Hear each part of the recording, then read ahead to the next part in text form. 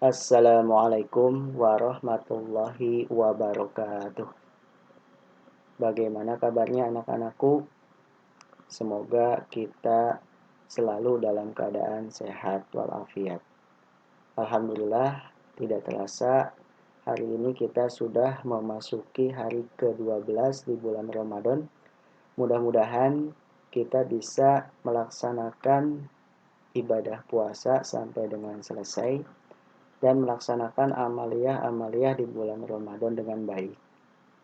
Pada hari ini, Pak Ade akan mengingatkan kembali, mengulang kembali materi tema 5F, subtema 1, tentang teks eksplanasi, sumber panas, pemuaian, dan penyusutan, serta hak dan kewajiban. Materi ini sudah Pak Ade berikan di awal semester 2. Dan pada hari ini kita pelajari kembali. Dan nanti setelah selesai mempelajari materi ini, Pak Ade akan memberikan latihan soal PAT. Jadi mohon semuanya bisa mengikuti pembelajaran atau pembahasan materi ini dengan sungguh-sungguh. Marilah kita awali pembelajaran pada hari ini dengan membacakan basmalah bersama-sama. Bismillahirrahmanirrahim. Oke, untuk pertama tentang materi teks eksplanasi. Pengertian teks eksplanasi. Teks eksplanasi adalah teks yang berisi tentang proses mengapa dan bagaimana suatu peristiwa alam, ilmu pengetahuan, sosial, budaya, dan lainnya bisa terjadi. Suatu peristiwa, baik peristiwa alam maupun peristiwa sosial yang terjadi di sekitar kita, selalu mempunyai hubungan sebab akibat dan proses. Jadi intinya, teks eksplanasi adalah teks yang berisi tentang peristiwa alam, ya, atau peristiwa ilmu pengetahuan, atau peristiwa sosial, atau peristiwa budaya, atau peristiwa lainnya yang memiliki hubungan sebab akibat, dan tentunya peristiwa tersebut ada proses kejadiannya. Adapun para ahli mengatakan, ya, pengertian teks eksplanasi menurut para ahli. 1. Menurut Prestuti tahun 2013 halaman 85. Teks eksplanasi adalah teks yang menerangkan atau menjelaskan mengenai proses atau fenomena alam maupun sosial. Menurut Mahsun 2013 halaman 189. Teks eksplanasi merupakan teks yang disusun dengan struktur yang terdiri atas bagian-bagian yang memperlihatkan pernyataan umum atau pembukaan, deretan penjelasan atau isi, dan penutup. Inilah tentang penjelasan pengertian teks eksplanasi. Untuk selanjutnya, ciri-ciri teks eksplanasi. Strukturnya terdiri dari pernyataan umum, deretan penjelas atau isi, dan interpretasi atau penutup. Seperti tadi yang sudah disampaikan oleh Mahsun, ya. Kemudian, informasi yang dimuat berdasarkan fakta atau faktual. Jadi, peristiwanya benar-benar terjadi. Sifatnya informatif dan tidak berusaha untuk mempengaruhi pembaca untuk percaya terhadap hal yang dibahas. Jadi sifatnya hanya menginformasikan saja. Selanjutnya adalah struktur. atau tahap-tahap ya, atau bagian-bagian teks eksplanasi. Pertama, pernyataan umum. Berisi pernyataan umum mengenai topik yang akan dijelaskan proses terjadinya peristiwa atau proses keberadaan. Ini biasanya disebut pengantar ya, pengantar terhadap isi dari teks eksplanasi tersebut. Kedua, deretan penjelas atau isi. Berisi mengenai detail penjelasan proses terjadinya peristiwa yang disajikan secara urut atau bertahap dari yang paling awal hingga yang paling akhir ya. Dan yang ketiga adalah bagian interpretasi atau penutup. Berisi tentang kesimpulan mengenai topik yang telah dijelaskan. Sekarang coba kalian perhatikan. Di sini ada contoh singkat teks eksplanasi tentang gerhana bulan. Pada tugaskan, kalian nanti tentukan mana yang termasuk pernyataan umum, mana yang termasuk deretan penjelas atau isi, mana yang termasuk penutup. Ya, pada berikan waktu hanya 30 detik dimulai dari sekarang.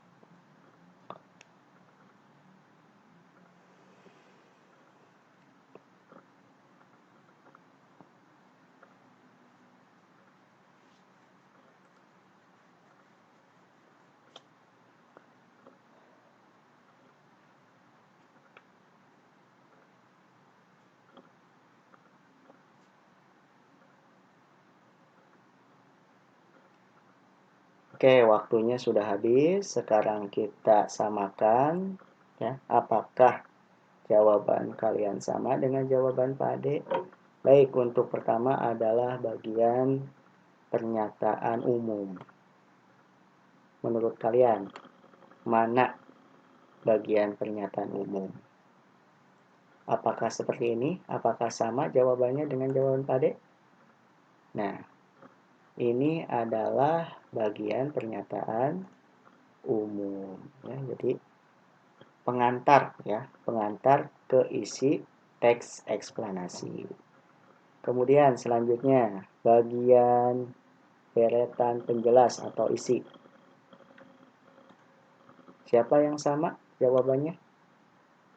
Nah, ini adalah bagian deretan penjelas atau isi dari teks eksplanasi.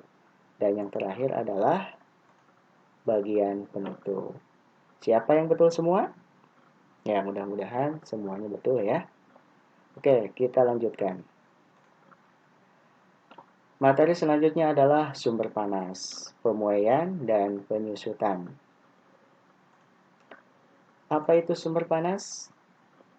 Sumber panas adalah benda yang dapat menghasilkan energi panas.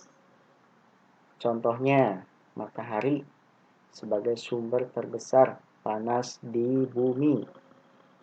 Kemudian, gesekan antara dua benda. Ini biasanya kalau kita gesekan antara dua benda, maka akan menghasilkan panas ya.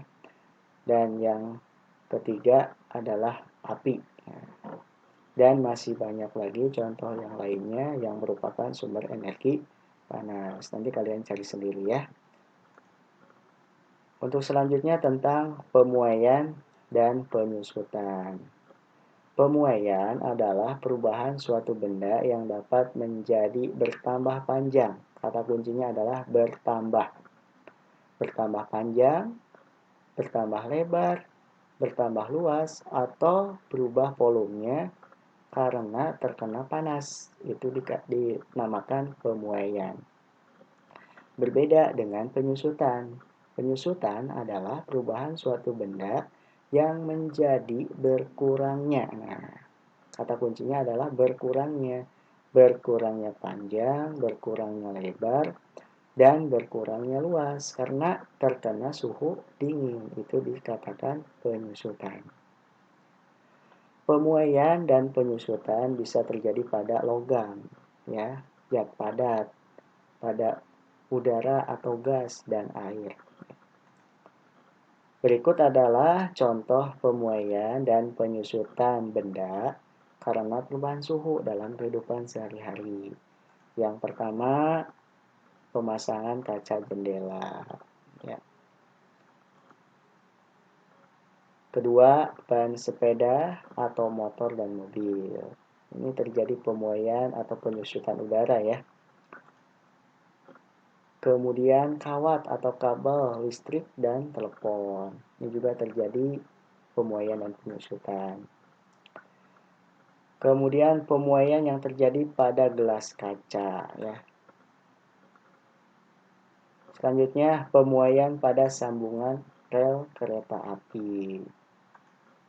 Dan yang terakhir penggunaan termometer. Ini adalah contoh-contoh pemuaian dan penyusutan benda dalam kehidupan sehari-hari.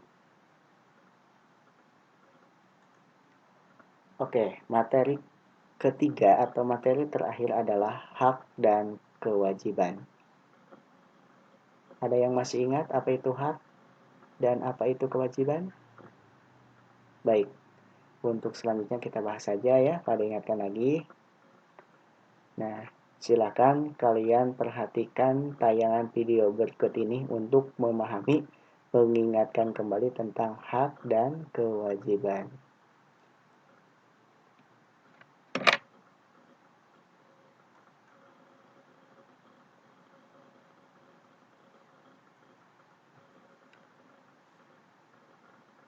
Hak dan kewajiban. Hai teman-teman, salam Neobi. Ada 5 hal yang perlu kita ingat tentang hak dan kewajiban. Pertama, hak. Hak itu apa ya? Hak adalah sesuatu yang seharusnya didapat oleh seseorang. Sebagai anak, kita juga punya hak loh. Apa saja ya haknya? Kita berhak untuk bermain dan belajar, mendapatkan makanan dan pakaian, serta mendapatkan pengasuhan dan perlindungan. Kita juga boleh bicara dan memberikan pendapat. Kalau yang tadi itu hak di rumah. Nah, di sekolah kita juga punya hak. Apa saja ya hak kita di sekolah? Di sekolah, kita berhak mendapat bimbingan dan pengajaran guru. Jika belum paham, kita berhak bertanya. Kita juga berhak mendapat nilai dan rapor. Selain itu, kita juga berhak bermain bersama teman-teman di sekolah. Kedua, kewajiban. Selain punya hak, kita juga punya kewajiban loh. Kewajiban adalah segala hal yang harus kita laksanakan. Di rumah, kita wajib membantu dan patuh kepada orang tua. Di sekolah, kita wajib mengikuti aturan sekolah dan belajar dengan benar. Di masyarakat, kita harus baik kepada tetangga, menghormati yang lebih tua, dan menyayangi yang lebih muda dari kita. Nah, itu tadi beberapa hal yang perlu kita ingat. Ingat-ingat ya, be smart, be happy.